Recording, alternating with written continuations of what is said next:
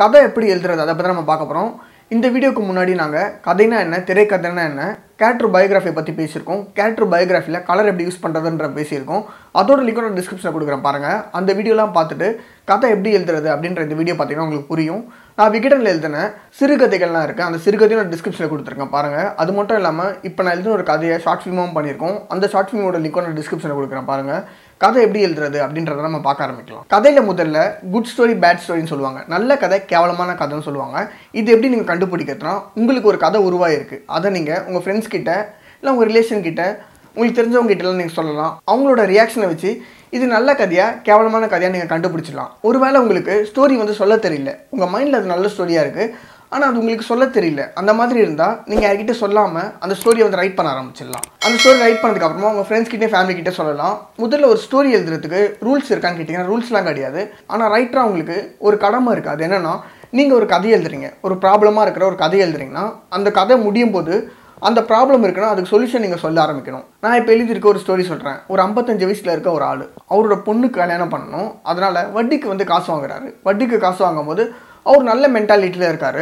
வட்டி காசு திருப்பி கொடுக்கணும் அப்படின்ற ஒரு நல்ல மனநிலையில் இருக்கார். அந்த வட்டி காசு வாங்கினதுக்கப்புறமா அதை கொடுக்கணுன்றதுக்காக டே நைட் ஒர்க் பண்ண ஆரம்பிக்கிறாரு. அவரோட மனநிலை முற்றிலும் மாற ஆரம்பிக்குது. அவர் மன அழுத்தத்திலிருந்து மன உளைச்சலுக்கு போகிறாரு. மன உளைச்சலிருந்து மன சிதைவுக்கு போகிறாரு. மன சிதைவில் ஹாலுசினேஷன் சொல்கிறாங்க, டிலூஷனல் பெர்செப்ஷன் சொல்கிறாங்க. ஹாலுசினேஷன்னா இல்லாத ஒன்று இருக்கிற மாதிரி கல்பனை பண்ணுறது தான் ஹாலுசினேஷன். இப்போ நான் ரைட் பண்ண ஸ்டோரியில் ஹாலுசினேஷன் நிறைய படத்தில் வந்துச்சு. ஸோ அது ரைட் பண்ணாமல் டிலூஷன் பெர்செப்ஷன் ரைட் பண்ணியிருக்கேன். இப்போ 2 கேரக்டர் இருக்குன்னா அந்த 2 கேரக்டர் மெர்ஜ் ஆகிடும். நீங்கள் ஈஸியாக புரிஞ்சுக்கணும்னா, கான்ஃபரன்ஸ் காலில் ஒரு 4-5 பேர்கிட்ட பேசுகிறீங்கன்னா அந்த 4-5 பேரும் ஒரே ஆள் நீங்கள் நினச்சிங்கன்னா உங்கள் மைண்ட் எப்படி இருக்கும்? நீங்கள் கான்ஃபரன்ஸ் காலில் பேசும்போது 4 பேர் பேசினா 4 பேர்னு உங்கள் மைண்ட் ரெஜிஸ்டர் ஆகுது. அந்த 4 பேரும் ஒரே ஆள் நினச்சிங்கன்னா உங்கள் மைண்ட் எப்படி இருக்கும் அப்படின்றது தான் டிலூஷனல் பெர்செப்ஷன். அதை பேஸ் பண்ணி தான் நான் எழுதியிருக்கேன். ஸோ அவருக்கு இந்த மனசிதைவு போய் அவரோட மனநிலை முற்றிலும் நல்லபடியாக மாறுதா இல்லையான்றது தான் இந்த கதையை அமைச்சிருக்கேன். ஆனால் அந்த கதையை நான் எழுதி முடிக்கும்போது அவரோட மனசிதைவு அவருக்கு மாறவே இல்லை அப்படின்னு நான் முடிச்சிருக்கேன். ஆனால் அதோட சொல்யூஷனை என்னவா நான் கொண்டு வந்திருக்கேன்னா, ஒரு டாக்டர் பேசுவார். ஸோ இந்த மாதிரி மனசிதைவுலாம் இருக்கும்போது டாக்டரை பார்த்து மெடிசன் எடுத்தால் மட்டும் தான் சரியாகும்.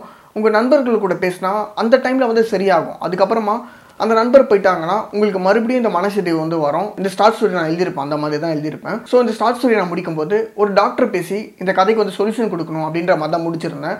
அதுதான் இந்த ஷார்ட் ஃபிலிமே நான் எடுத்திருந்தேன். ஸோ ஒரு கதையை நீங்கள் ஆரம்பிக்கிறீங்க, ஒரு ப்ராப்ளத்தோடு ஆரம்பிக்கிறீங்கன்னா அதுக்கு நீங்கள் சொல்யூஷன் சொல்லணும். ஸோ இந்த கதையில் மன அழுத்தம், மன உளைச்சல், மன சிதைவுலாம் வந்திருக்கு. இது எல்லாமே சரியாயிடுச்சுன்னா அந்த நபர் ஒரு நார்மல் லைஃபுக்கு போயிடுவார்.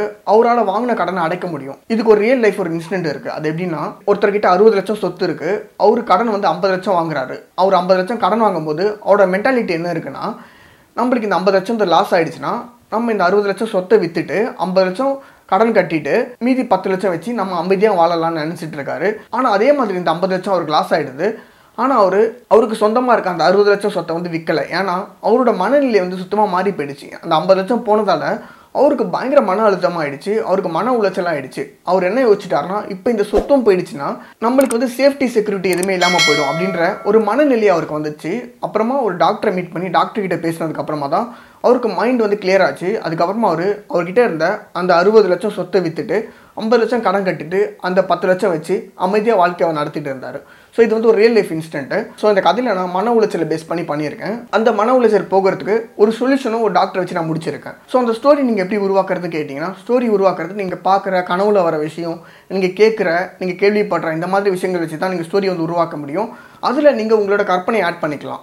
ஸோ எனக்கு இந்த ஸ்டோரி எப்படி உருவாச்சுன்னா, நான் ஒரு டிவியில் ஒர்க் பண்ணும்போது அக்கௌண்ட்ஸில் ஒரு நபர் இருப்பார். நான் காலைல 9 மணிக்கு வரும்போது என்கிட்ட நல்லா பேசுவார்.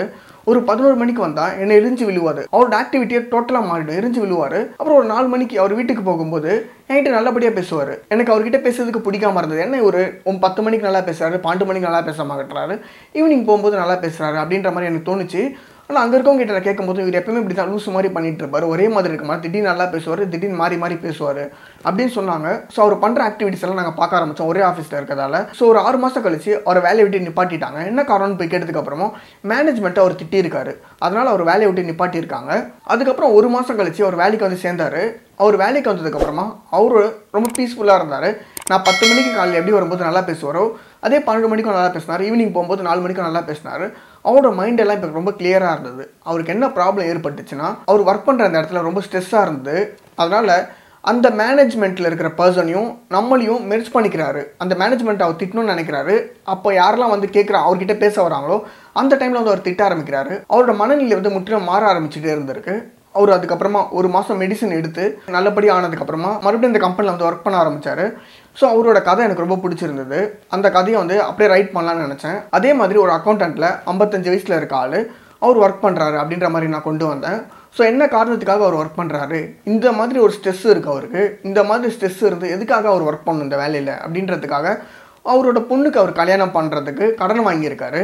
அந்த கடன் கட்டுறதுக்காக அவர் டே நைட் வந்து ஒர்க் பண்ணுறாரு அப்படின்ற மாதிரி நான் ரைட் பண்ணேன். ஸோ எதுக்காக இந்த கதாபாத்திரம் ஒர்க் பண்ணுறது நம்மளுக்கு வேணும், அதனால் நான் இப்படி கொண்டு வந்தேன். அதுக்கப்புறமா நம்ம ஒரு ஸ்ட்ரெஸ்ஃபுல்லாக இருக்கும். இப்போ லவ் சக்ஸஸ் ஆனதை விட லவ் ஃபெயிலியர் ஆச்சுன்னா நம்ம ஃப்ரெண்ட்ஸ் கூட வந்து அதிகமாக இருப்போம், நம்ம ஃப்ரெண்ட்ஸ் கிட்டலாம் பேச ஆரம்பிப்போம். ஸோ அதே மாதிரி ஒரு மன அழுத்தத்தில் இருக்க ஒரு நபர், அவருக்கு கண்டிப்பாக ஒரு ஃப்ரெண்ட்ஸ் தேவை. அதனால் ஒரு ஃப்ரெண்டு இருக்க மாதிரி அந்த ஃப்ரெண்டு கன்சோலேஷனாக ஒர்க் பண்ணணும், ஒரு ஆறுதல் சொல்லணும். ஸோ அந்த மாதிரி இருக்க ஒரு சீக்வன்ஸ் வந்து நான் ரைட் பண்ணேன். முதல்ல ஒரு மன உளைச்சலில் இருக்காரு. என்ன காரணத்துக்காக மன உளைச்சலில் இருக்காரு, அவரோட பொண்ணு கல்யாணம் பண்ணுறதுக்காக வட்டிக்கு காசு வாங்கியிருக்காரு, அதனால் டே நைட் வந்து ஒர்க் பண்ணுறாரு, அதனால் மன உளைச்சலில் இருக்காரு. இவருக்கு ஆறுதலாக இவரோட ஃப்ரெண்டு இருக்காரு. அவரோட ஃப்ரெண்டு இவர்கிட்ட பேசி நீ ஊருக்கு போனால் மறுபடியும் நல்லபடியாகிடுவேன் அப்படின்ற மாதிரி சொல்லி அனுப்புகிறாரு.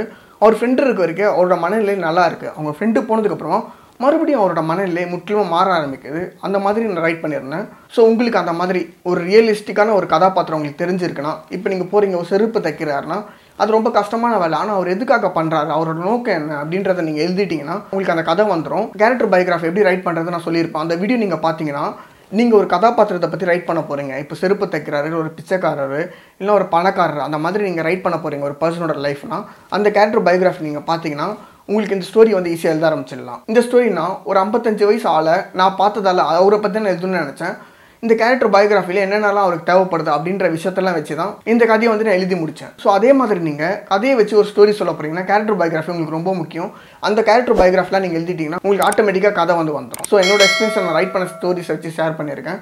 உங்களுக்கு ஏதாவது டவுட் இருந்துச்சுன்னா நீங்கள் கேளுங்க கமெண்ட் பாக்ஸில், அதுக்கு நான் ரிப்ளை கொடுக்குறேன். அடுத்த வீடியோவில் இந்த கதையை எப்படி திரைக்கதையாக எழுதுறது அப்படின்றத நம்ம பார்க்கலாம். ராமன் ராமன் ராமன் ராமன் அப்பா எங்க போகணும்?